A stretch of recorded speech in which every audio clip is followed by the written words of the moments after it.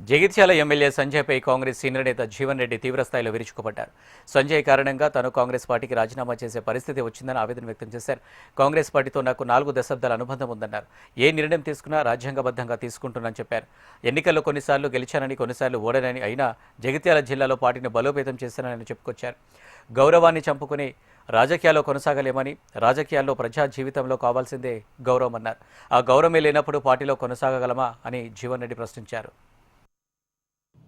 మరి నీ పార్టీ అనుకుంటున్నా నాకు తెలియదు. నేనైతే ఇంతవరకు అయితే కాంగ్రెస్లో ఉన్నానే.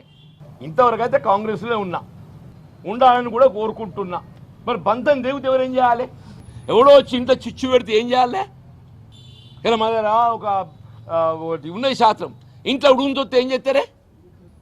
ఇంట్లో ఉడుగుని చూస్తే ఏం చేస్తారు అంటున్నాను.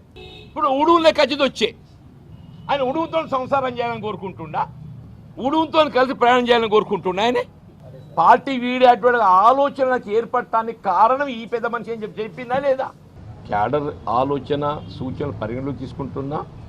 అట్ ది సేమ్ టైం ఇవాళ రాజకీయాలు అనేది ఏదైతుందో ప్రజాసేవలో ప్రధానమైంది గౌరవం.